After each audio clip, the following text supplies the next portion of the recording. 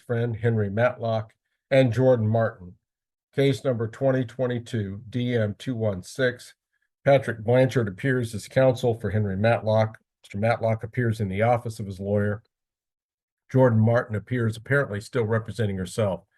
This matter comes before the court at this time for review of case status. Back on March the 7th, this court had a non-evidentiary hearing. The court ruled that the motion to modify the parenting plan stated a prima facie case. The court granted as a temporary order a parenting plan with every other weekend visitation, Wednesday night start, and the court set a review hearing today. That was eventually journalized, I believe, by Mr. Blanchard. Court also notes that there is a motion currently before the court that was filed back on May the 1st,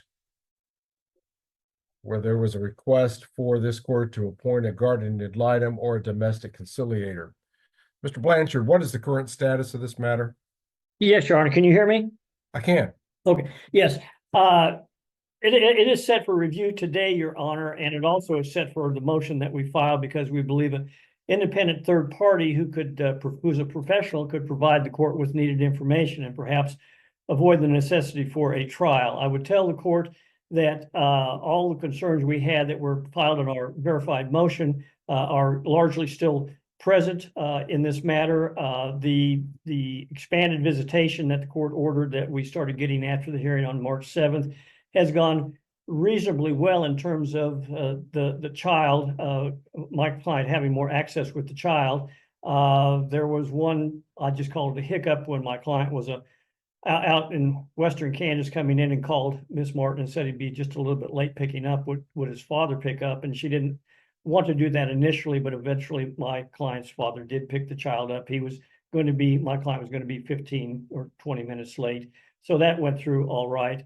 There have been concerns about how the child is when my client picks the child up. My client reports, and his wife or fiance also reports, that the child often comes not bathed, with her hair matted, and not appropriately clothed. And especially one day when it was about 50 degrees out, she was not appropriately clothed at all. My client did say that the child is happy, comfortable, enjoys being with him and with his fiance and with his other family members. They're all closely bonded with each other. The child has opened up to him more and more with the expanded time that he's had, which is very comforting to my client, very encouraging to him. He is very, very concerned about the arrangement that she comes from. We still believe there was one occasion when my client and his fiance picked up the child, Lyric, in April 20th, I believe it was. And Miss Martin did have a significant odor of marijuana on her person, which caused my client concern, which caused me to then file the motion after I was given that information, filed me a motion to have an independent third party do an investigation. It is an issue. We thought The courtroom sets a stage as both sides prepare their fight. Adequately prepared it for the court and provided exhibits at the last hearing on March 7th. I respect the fact that the court did deny that motion. We're kind of renewing this motion again. At that time, we did offer that we would pay for the test of the cost of a hair follicle drug test, and that my client would also submit to a hair follicle drug test and pay for both. And we are renewing that motion, that part of the motion today on the review hearing. I would say that my client has had another child since that time, and Lyric seems to be very comfortable and happy to have another sibling in the house. That my clients have. My client, Mr. Matlock, does have appropriate housing. The child has her own room in his house. As we reported the last time, Lyric, the child, sleeps in the same bed in the same room where Miss Martin resides. There are 6 people, 5 adults and Lyric in that house. It has one bathroom. It's a very crowded place for the child, and we don't believe that is the best situation for the child to be in at that time, at any time. But we think that situation should be corrected in some way, and we think more time with my client would make that a better situation. I would tell the court that my client did send an email or a text message to Ms. Martin to see if they could discuss it on their own and arrive at him having some expanded parenting time. Her response, according to my client, is she said, no, I think things are going well the way they are, so I'm not wanting to expand your time with Lyric. And so they never sat down and talked about it, which I think would have been a good idea if both parties went in with an open mind. And I understand Ms. Martin's position is that she doesn't want to give up any more time than she has to with the child. But still, I think part of the thing about a review hearing and for the court to determine how things have been going, that the parties to discuss and try to work out an arrangement on their own would be the preferred way to do that. If we have a guardian ad litem and or a domestic conciliator, they could go through the mediation process, and then if that doesn't work, then an investigation can be done, and the court would then have an independent third party who could report what that person thought, who's a professional, was in the child's best interest. So those are the things that are a great concern to us. I would tell you that, and this happened just yesterday morning when Lyric was in my client's home, and Lyric, according to my client and his fiance, said that she didn't want mom. Lyric This is where things heat up with shocking claims. Father's side raises red flags, even hinting at drug concerns. didn't want mom to call the police again, so Lyric would have to leave dad's house and go home, which suggests to my client, and that happened once before, and that was one of the things that spurred on the motion that we filed back and heard on March 7th. It certainly would seem that Miss Jordan is probably discussing things with Lyric that are not in her best interest. What we would propose, Your Honor, in the interim, if the court would appoint a guardian ad litem or domestic conciliator, is that we would expand my client's parenting time to every other weekend that he has the child overnight on Sunday to Monday mornings, and he has every Wednesday night until 7:30, and we would like that expanded overnight to Thursday morning. We think this would ease the transition even more, pending the report if the court orders it. And we also would say if the court would grant our motion to have hair follicle drug test by both parties, that if either party tested positive for an illegal drug, that we could file an emergency motion for the court to consider that issue. So those are the things before the court today. And again, we're renewing the motion for the hair follicle drug test. All right, the current parenting plan is Henry having the child every other weekend from Friday at 6 to Sunday at 6. Yes, And Your then Honor. every Wednesday for 2.5 hours, correct? That is correct. And then there is a specific holiday parenting plan as well in place. All right. All right, Ms. Martin, you've patiently waited for Mr. Blanchard to make his opening statement here. Do you have any response to what's being proposed? There was a lot said, but I do have a comment on the fact of the police officer. The whole incident, I'm not disclosing or talking to my 3-year-old about things that she should have no clue about or is going to be confused about. She has all of a sudden, randomly, she's been coming to me on the last day that she gets dropped off, and later at night, she tells me she loves me and all this and that. And then she tells me that she wants me to call the police officer to have the police officer come get her because she doesn't want to be at her dad's at night. She wants to sleep with me. But I tell her that we can't do that, and that's you have to be with your dad, and your dad wants to spend time with you on the weekends. And I'm not doing anything wrong. I'm not discussing or disclosing anything with her that I should not be, or that's above her age level. Where would she get the idea that a police officer can come get her and take her away from her dad? Because that one time that we went, that I had to call the cops to get her back. I don't know why and where, but she tells me pretty frequently that she loves her dad, but she doesn't like staying the night there. She tells me, I cry for you all night, Mom. I tell her, I'm sorry. There's nothing I can do.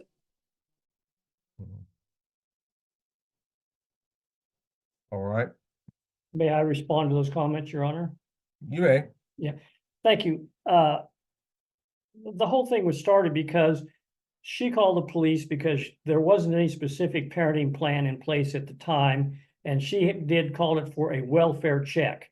And then the police officer did say that there was nothing wrong, but he said, let the mother have the child for a moment. And then the mother would not, Ms. Martin would not let the child come back to my client, even though they had been following a de facto schedule. There was nothing in a written order as to what a specific parenting time was.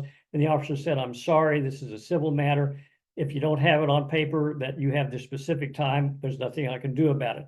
That's what it is. And it was an inappropriate call from our position with regard to the time that she called the police and was out of anger on Miss Martin's part because she wanted the child back and it wasn't her time to go back under the de facto plan.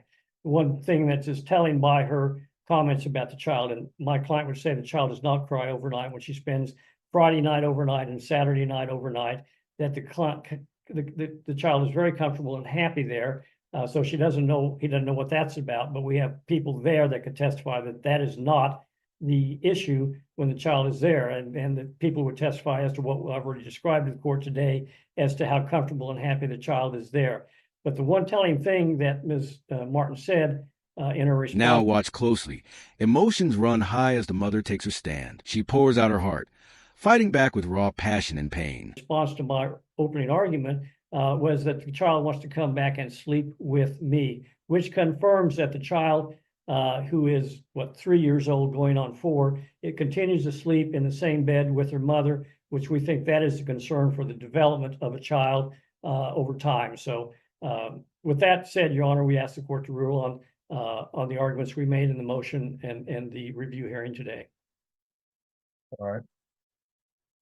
Before the court would consider the appointment of a guardian ad litem, the parties would have to commit to providing sufficient funds into, say, Mr. Blanchard's client trust account that would of at least $1,000.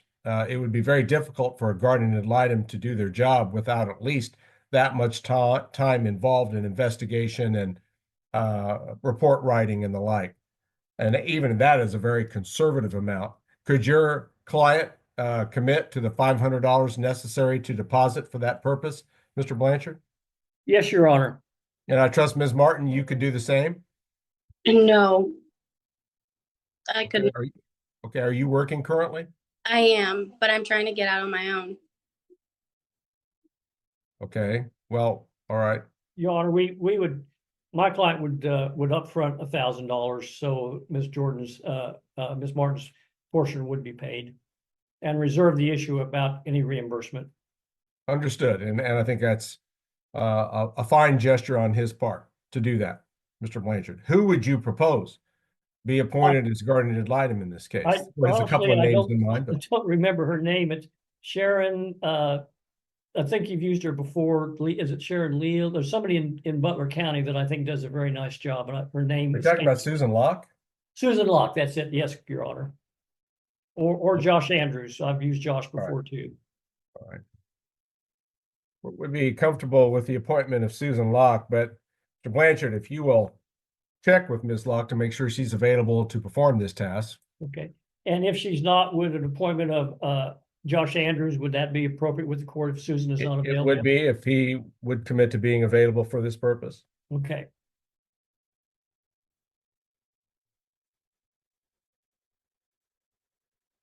And hopefully you won't have to go to a third name, Mr. Blanchard. Yeah. Ms. Martin, the court's inclined to appoint a lawyer essentially to represent the interest of the child, called a guardian ad litem. And what they do is that they make recommendations in the best interest of the child. They're a neutral. They don't represent you. They don't represent Mr. Matlock. They represent the child's interests. Okay. So they would do an investigation. I would expect you to cooperate with whatever questions the guardian ad litem has. If they need documentation from you, whatever it might be, they may even come out and want to do an inspection of your premises. And the court would expect that you'll cooperate with that as well, if that is requested. And then this person would make an independent recommendation to the court as to what's in the best interest of your child, which the court would put some weight on. It may or may not be controlling, but the court would certainly consider the recommendations of this third-party attorney who's representing the interest of your child. And Susan Locke will be the first one to be approached, and then Josh Andrews after that. And you'll journalize this guardian ad litem order, Mr. Blanchard? Yes, I will, Your Honor. Mr. Matlock, the commitment's been made that you'll deposit $1,000 for this purpose in your attorney's client trust account. Here's where clash explodes, each side tearing into the other. Accusations fly as sleeping habits and money become the fire. Mr. Blanchard, my policy is you don't disperse money out of that account without a specific order of authorization from this court. Okay, yes, Your Honor, I understand that. All right. May I ask about the request to expand his parenting time and the, with regard to overnight on Sundays on his alternating weekends and overnight on Wednesdays, when he has the child during the week? Ms. Martin, I don't know that you specifically addressed that.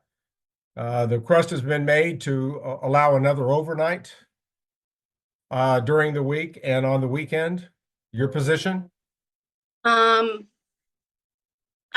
don't think that that's very wise at her age because she's going to be starting school soon. So I think that that's going to be a little hectic.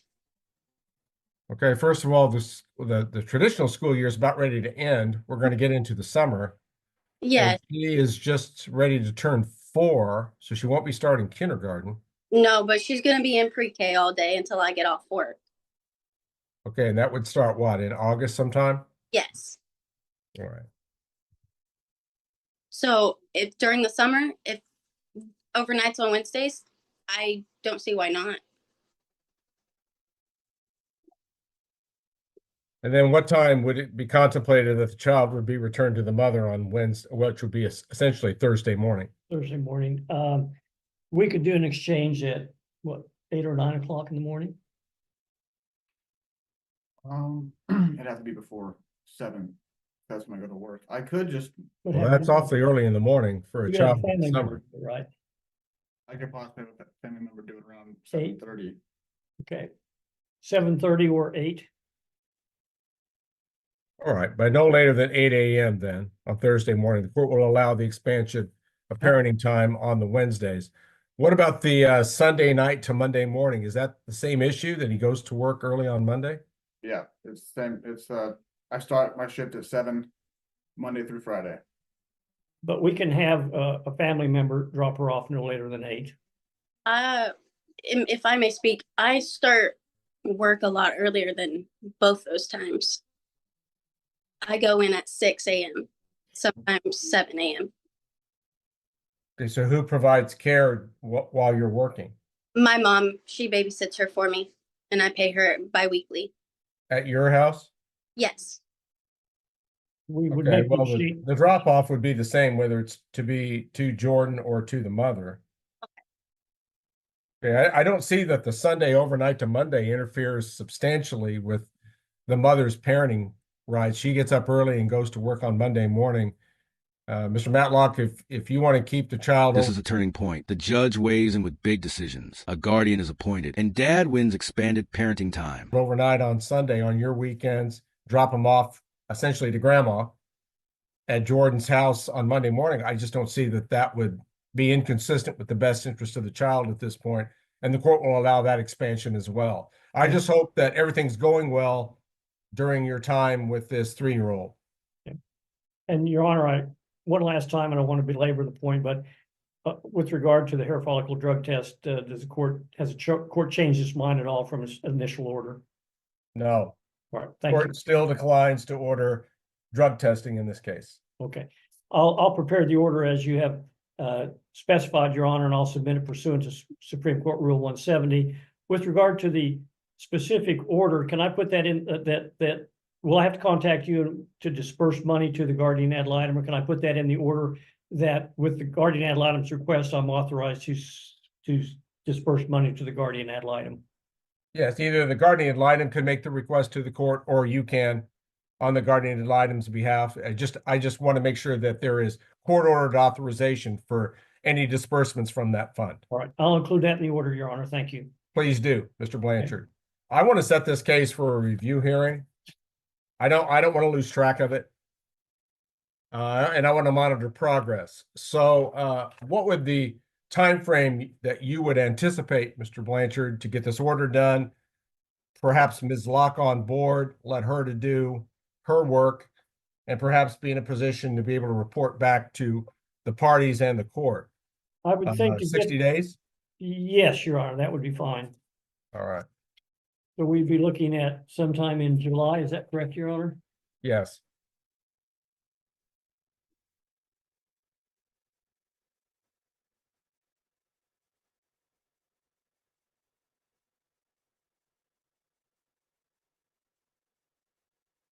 Your Honor, the week of July 14th, I'm not available, but I'm available the week after that, anytime on the 21st. I'm available.